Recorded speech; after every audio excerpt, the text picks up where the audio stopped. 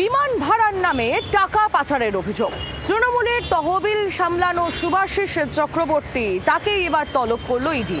ইতিমধ্যেই এই ঘটনায় বেসরকারি বিমান সংস্থার 2 ডিরেক্টরের বয়ান রেকর্ড করেছে ইডি।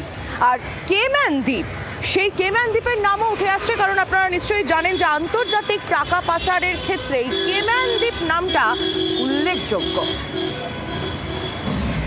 মমতা বন্দ্যোপাধ্যায়ের অনুপস্থিতিতে তার কালীঘাটের বাড়িতে ঢুকেছিল সিআইডি, কিন্তু প্রথমেই সিআইডিকে যিনি আটকে রেখেছিলেন তিনি হলেন শুভাশিস চক্রবর্তী। দীর্ঘ 4 দশক ধরে মমতা বন্দ্যোপাধ্যায়ের আইনি সহায়ক, তৃণমূলের প্রাক্তন রাজ্যসভার সাংসদ, বর্তমানে তৃণমূলের কোষাধ্যক্ষ। তাঁকেই এবার তলব করল ইডি।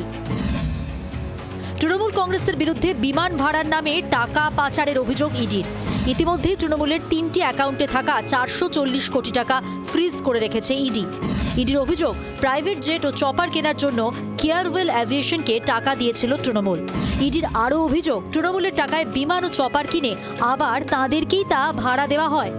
ইডির দাবি, এই ভাড়ার অর্থ কয়েক কোটি টাকা কেম্যান দ্বীপের এক সংস্থায় ট্রান্সফার হয়েছে। ইডির মতে এটা পরিষ্কারভাবে আন্তর্জাতিক মানি লন্ডারিং বা আর্থিক তছরূপের মামলা।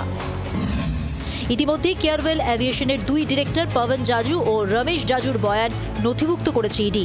এবার তারা তৃণমূলের কোষাধ্যক্ষ শুভাশিস চক্রবর্তীর বয়ান নথিভুক্ত করতে চায়। চলতি সপ্তাহে সিজিও কমপ্লেক্সে ইডির দপ্তরে হাজির হতে বলা হয়েছে। শুভাশিস চক্রবর্তী জানিয়েছেন, ইডির সমন নিয়ে দলের নেতৃত্বের সঙ্গে আলোচনা করবেন। হাজিরার জন্য ইডির কাছে সময় চাওয়া হবে। বিমান ভাড়া নিয়ে প্রথমে কলকাতা পুলিশ তৃণমূলের বিরুদ্ধে তদন্ত শুরু করে। তারা 5টি অ্যাকাউন্ট ফ্রিজ করে দেয়। কলকাতা পুলিশের মামলার সূত্র ধরেই তদন্তে নেমে ইডি 3টি অ্যাকাউন্ট ফ্রিজ করে। তৃণমূল কলকাতা হাইকোর্টে মামলা করলে শর্ত সাপেক্ষে তা ব্যবহারের নির্দেশ দেন বিচারপতি সৌগত ভট্টাচার্য।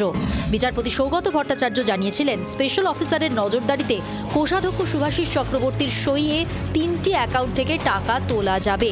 কিন্তু ইডি তৃণমূলের 3টি অ্যাকাউন্টকে ফ্রিজ করে রাখায় ফের হাইকোর্টে যায় কালীঘাট তৃণমূল। ইডির পদক্ষেপকে রাজনৈতিক উদ্দেশ্য প্রণোদিত বলেও আদালতে অভিযোগ করে কালীঘাট তৃণমূল। সোমবার কালীঘাট তৃণমূলের আবেদন খারিজ করেন বিচারপতি কৃষ্ণ রাও। তিনি জানান, আপাতত এই মামলায় তিনি কোনো হস্তক্ষেপ করবেন না। সব মিলিয়ে কালীঘাটের তৃণমূলের বিড়ম্বনার শেষ নেই।